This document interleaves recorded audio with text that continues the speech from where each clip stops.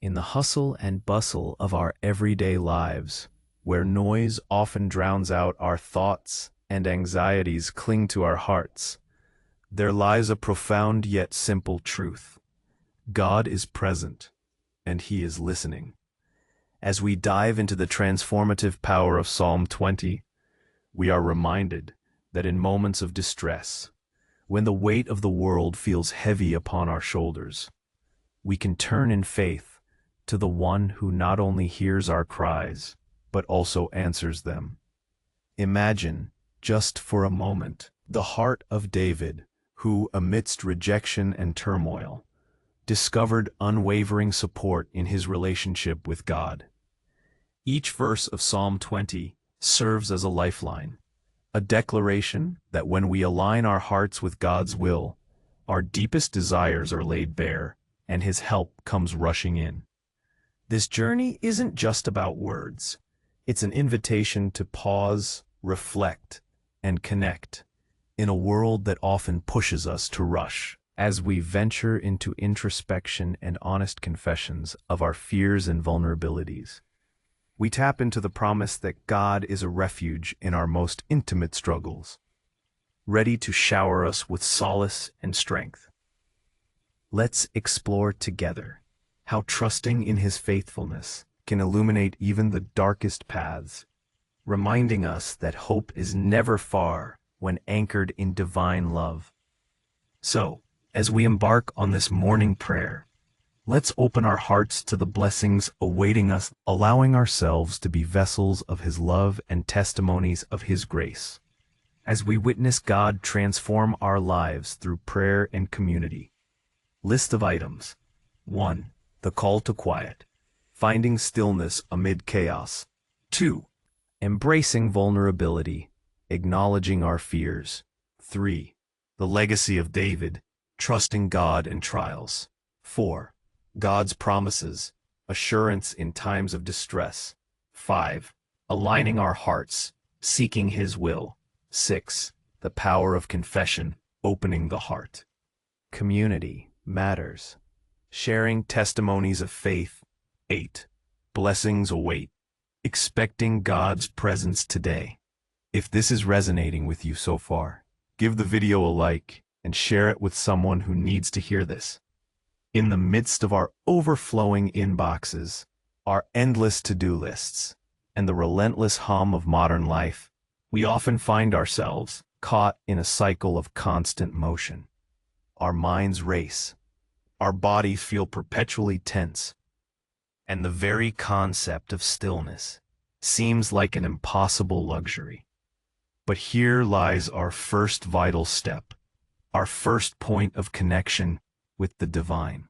1. The call to quiet, finding stillness amid chaos. In a world that screams for our attention, stillness isn't just a physical absence of noise. It's a profound spiritual discipline. It's an intentional act of turning down the volume on external demands and internal anxieties, creating sacred space for our souls to breathe. Think about your daily routine. From the moment your alarm blares, you're likely bombarded. Emails ping, social media notifications flash. The news cycle demands your outrage or attention. Family needs call. Work deadlines loom. We're wired to react, to consume, to be constantly on. But how can we truly hear God's whisper, His gentle guidance, when our inner landscape is a cacophony of competing voices and obligations? The call to quiet is an invitation to step off the treadmill, even if just for a few precious moments. It's not about finding a silent mountaintop. It's about cultivating pockets of peace wherever you are. It might be 5 minutes before anyone else wakes up, sitting with your coffee and simply listening to the silence. It could be during your commute, turning off the radio and just observing your breath. It could be pausing before opening that next email, taking a deep breath, and reminding yourself that God is present here, now. When we intentionally seek stillness, we create a sanctuary within ourselves. It's where we can detach from the urgencies of the world and reattach to the eternal truth of God's presence. This stillness isn't empty. It's full of potential. It's where clarity emerges, where peace settles, and where we become truly receptive to the divine wisdom that's always available, waiting for us to quiet ourselves enough to hear. It's in this quiet that we begin to sense the loving presence of the God who is listening, ready to respond. 2. Embracing vulnerability, acknowledging our fears. Once we've found a moment of quiet, the next step can feel even more challenging. To truly open our hearts and acknowledge what lies within. In our hyper-curated world, where social media profiles present carefully constructed versions of our lives, there's an immense pressure to appear strong, resilient, and perpetually fine. We learn to mask our insecurities, to hide our struggles, to bottle up our fears. We might worry that admitting vulnerability makes us seem weak, or that it will invite judgment, or worse, that it will somehow diminish us in the eyes of others. Yet, true spiritual strength often begins with radical vulnerability before God. He already knows every thought, every doubt, every hidden anxiety that lurks in the corners of your heart. He sees beyond the carefully constructed facade you present to the world. So why do we hold back from him? Why do we pretend we have it all together when deep down we might be wrestling with anxieties about our finances, our relationships, our health, or the very trajectory of our lives? To embrace vulnerability means to be authentically ourselves before God. It means saying, "Lord, I'm afraid. I'm worried about this looming deadline. I feel overwhelmed by this family challenge. I doubt my ability to navigate this next season. My faith feels shaky today." It's in this honest confession that a profound shift occurs. When we stop expending energy on maintaining a false front, we free ourselves to receive the very comfort, strength, and guidance that God longs to pour into us. David, in his raw and honest prayers, repeatedly laid bare his fears, his despair, and his desperate need for God's intervention. He didn't pretend to be fearless. He acknowledged his fear and then brought it to the only one who could truly help. Vulnerability before God is not a sign of weakness. It is an act of profound trust. It's trusting that His love is unconditional, His grace is sufficient, and His understanding is boundless. It's stepping out of the shadows of pretense and into the radiant light of His acceptance, allowing Him to minister to the deepest, most tender parts of your being. 3. The legacy of David, trusting God in trials. The story of King David, particularly as reflected in Psalm 20, is a timeless testament to unwavering faith in the face of monumental trials. Imagine David, a man after God's own heart, yet continually facing rejection, betrayal, and relentless attacks from his enemies. He wasn't a stranger to hardship. From tending sheep and facing a lion and a bear to confronting Goliath, enduring Saul's jealousy and relentless pursuit, to the rebellion of his own son Absalom, David's life was a masterclass in navigating adversity. What set him apart, what allowed him to endure and ultimately triumph, was his consistent, unwavering trust in God, not in his own strength, his military might, or the size of his army. In our modern lives, we may not face literal armies or kingly betrayals, but we certainly face our own unique trials. The unexpected job loss that shakes our financial security. The difficult diagnosis that turns our world upside down. The relationship breakdown that leaves us heartbroken and alone. The relentless pressure of performance. The fear of failure. The weight of unfulfilled dreams. In these moments, it's easy to look to our own resources, Our bank accounts, our professional networks, our intelligence, our resilience. And while these are valuable, David's legacy reminds us that they are ultimately insufficient without a higher power. David understood that true victory was not merely about winning a battle, but about the source of that victory. Psalm 20, a prayer for victory before a battle, doesn't rely on David's strategy or the size of his forces. It declares, "Some trust in chariots and some in horses, but we trust in the name of the Lord our God." Psalm 27. This isn't a dismissal of preparation, but a reorientation of trust. It's recognizing that even the most meticulously planned efforts will falter without divine favor. David's trust was rooted in a living, dynamic relationship with God, nurtured through countless past experiences of God's faithfulness. He remembered how God had delivered him before, and this memory fueled his hope for future deliverance. His legacy challenges us today. When you face your own Goliaths, your own Sauls, your own challenging circumstances, where do you place your ultimate trust? Do you lean on your own understanding, your own resources, or do you, like David, lift your eyes to the hills, knowing your help comes from the Lord, the maker of heaven and earth?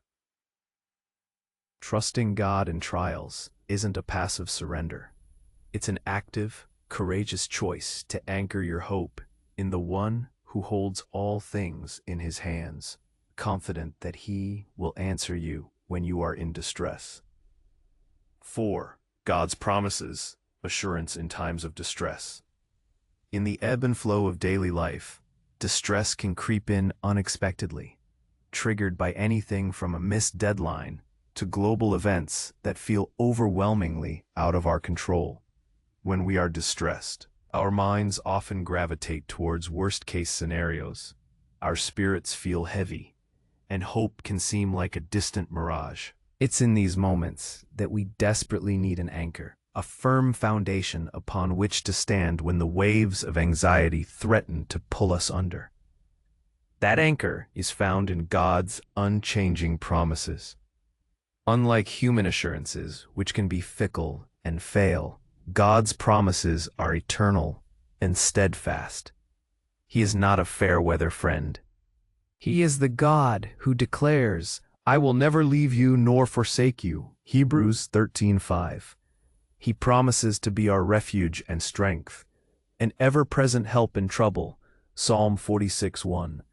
He assures us that even when we walk through the valley of the shadow of death, He is with us.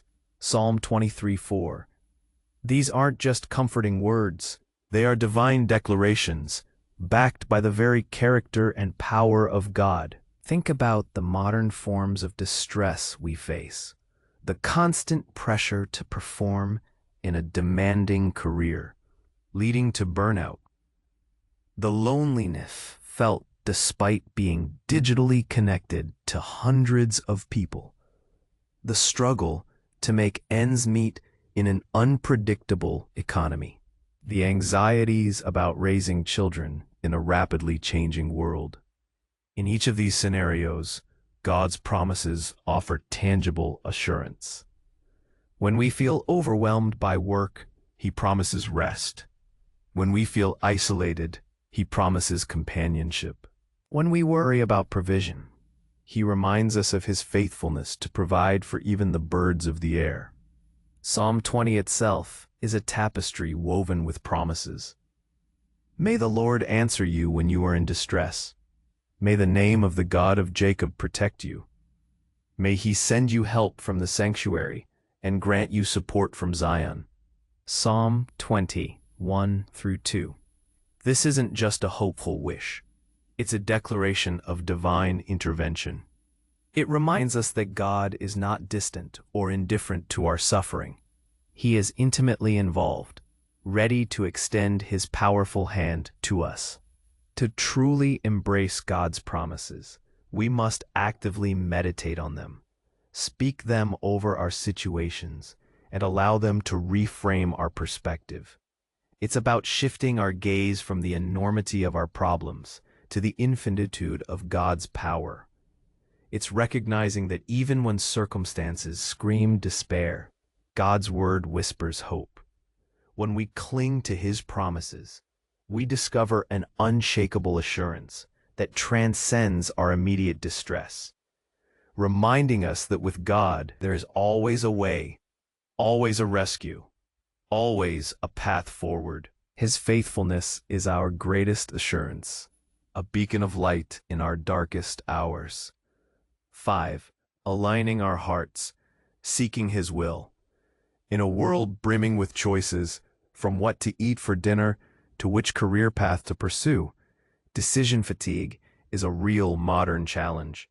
We're constantly bombarded with options, advice, and the pressure to choose what will bring us the most happiness, success, or validation. This can lead to a pervasive sense of anxiety, always second-guessing our decisions, always wondering if we're on the right path.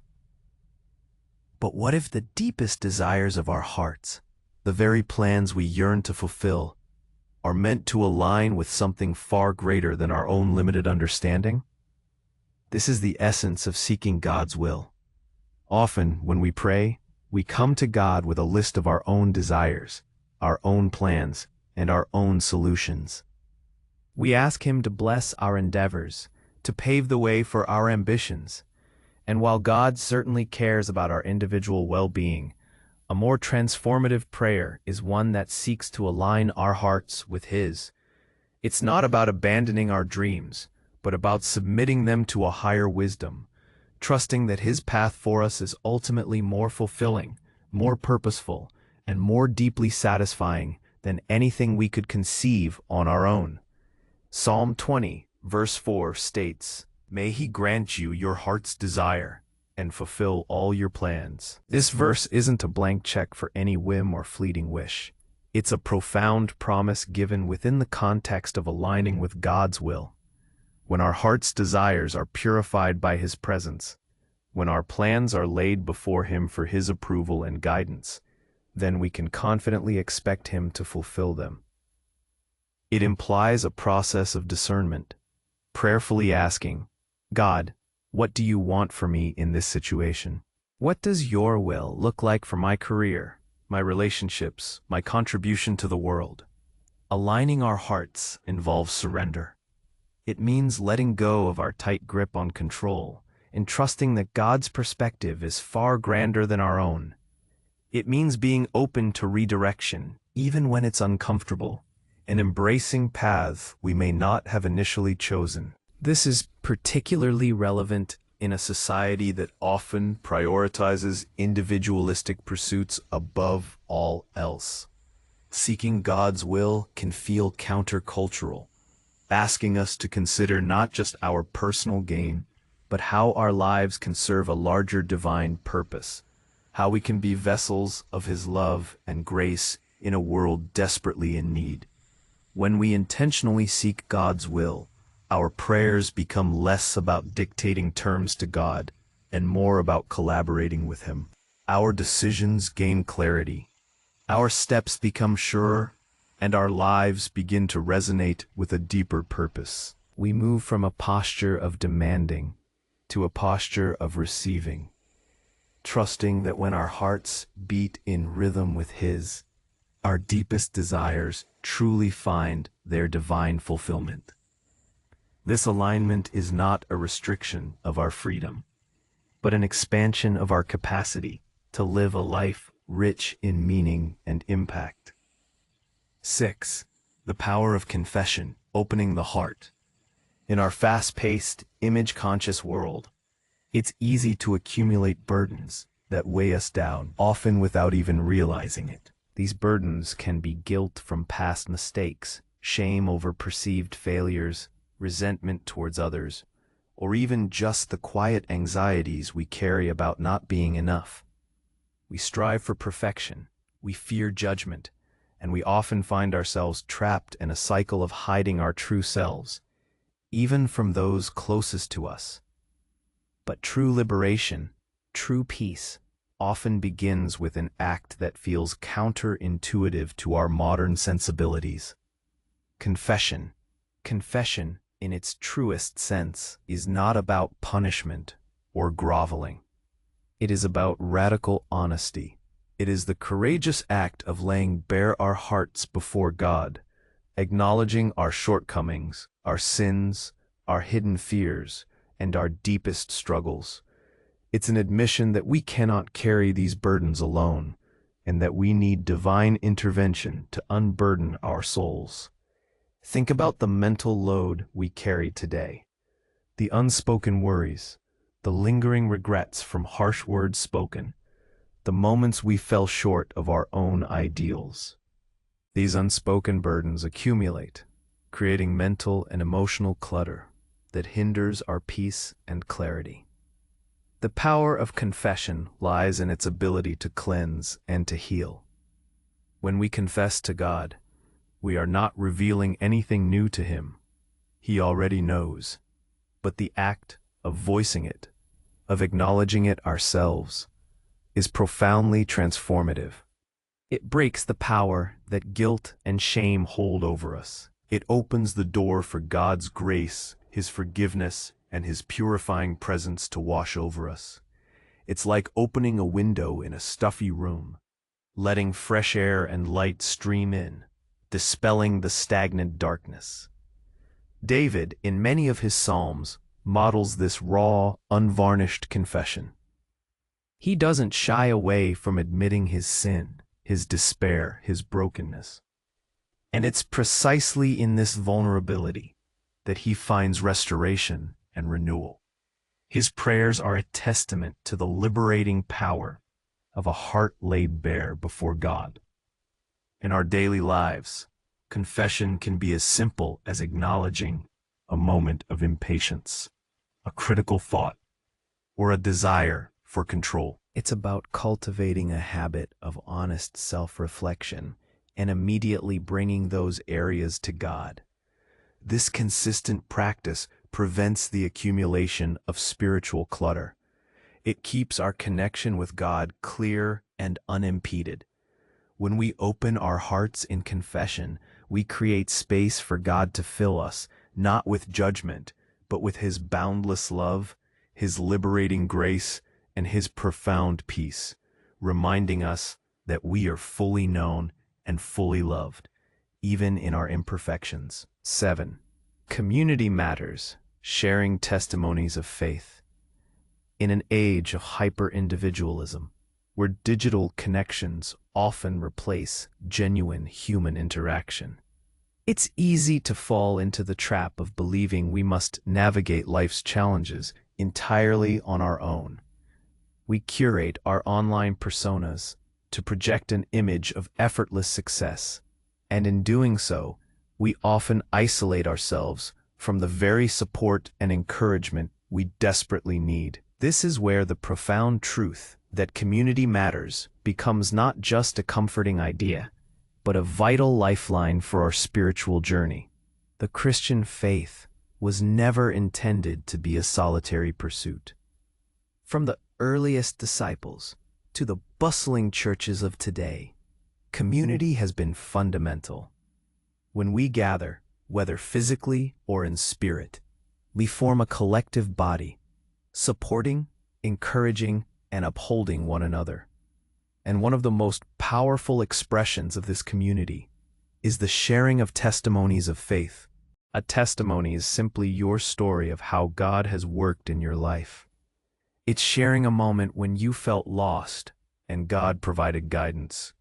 It's recounting a time of fear when God brought peace. It's speaking about how God brought you through a difficult season, answered a prayer, or revealed Himself in an unexpected way. In our modern context, sharing a testimony might not happen from a pulpit, but perhaps over a cup of coffee with a friend, in a small group discussion, or even in a thoughtfully worded message to someone struggling. Think about the impact of hearing someone else's story of overcoming a challenge through faith. It sparks hope, validates your own struggles, and reminds you that you are not alone. When you hear that God answered their prayer for strength during a career crisis, it gives you courage for your own. When you learn how He brought healing to a broken relationship, it inspires you to pray for reconciliation in yours. This mutual encouragement is a powerful antidote to the loneliness and self-doubt that can plague us in our isolating modern world. Psalm 20, while a prayer of an individual for victory, takes on a communal aspect as it's a psalm likely sung by the congregation for their king. We will shout for joy over your victory and lift up our banners in the name of our God. Psalm 25. This speaks to the communal celebration of God's faithfulness. When God answers one person's prayer, it strengthens the faith of the entire community. Sharing your testimony is an act of courage and generosity. It's an acknowledgement that God is active in the ordinary moments of our lives, transforming trials into triumphs, fears into faith. It's also an invitation for others to witness God's grace and be emboldened in their own walks of faith. So let's resist the urge to journey alone. Let's intentionally seek out and cultivate authentic community, sharing our struggles and our victories, and in doing so, reinforce the unwavering truth that in faith we are always stronger together. Blessings await, expecting God's presence today. In a cynical world, where news cycles often highlight the negative, and where personal setbacks can lead to a pervasive sense of dread, it's easy to approach each new day with a degree of apprehension.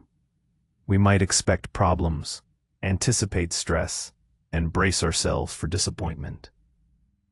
This mindset, while perhaps a protective mechanism, can inadvertently close us off from the very blessings and divine interventions that are waiting for us. Our final, profound truth is this: blessings await, and we are called to approach each day with an expectation of God's active presence. Expectation is not naive optimism or a denial of reality. It is a posture of faith that actively anticipates God's goodness, His guidance, and His provision in our lives, even amidst challenges. It's a conscious decision to look for His hand, to discern His work, and to receive His grace. Think about the small, often overlooked blessings that permeate our daily lives. A moment of unexpected calm, a timely word of encouragement, a sudden insight into a problem, a feeling of peace amidst turmoil. These are often quiet, subtle gifts, easily missed if our focus is solely on what's going wrong. Cultivating an attitude of expectation transforms our outlook. It shifts us from a reactive stance to a proactive one, where we are actively looking for God's blessings rather than just bracing for the next difficulty. It means recognizing that God is not just a distant deity who intervenes in grand, dramatic ways, but a present, loving Father who is intimately involved in the fabric. He is in the sunrise, in the quiet moments of prayer, in the strength we find to face another day, in the love shared with family, and even in the lessons learned from our setbacks. Psalm 20, as a whole, is a powerful exercise in expectation. It's a prayer before the battle, expressing confidence that God will answer, will protect, and will grant victory. Now I know that the Lord saves His anointed. He will answer him from His holy heaven with the saving strength of His right hand. Psalm 20, verse 6. This is not a wish. It's a declaration of confident expectation. As you step into this new day, let's shed the weight of cynicism and replace it with a spirit of hopeful expectation. What small blessing might God have for you today? What quiet mercy is waiting to be discovered?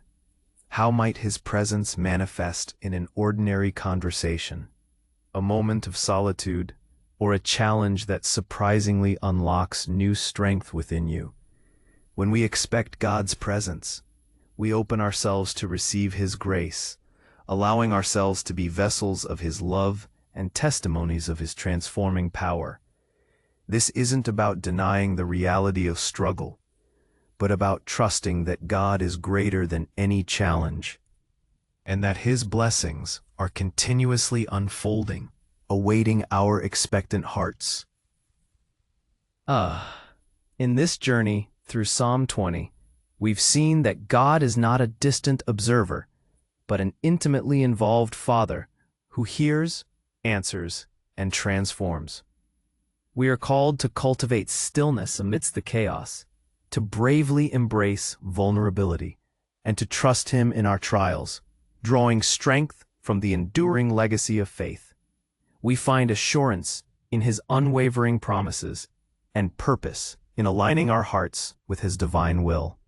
We experience liberation through honest confession and profound encouragement through the power of community.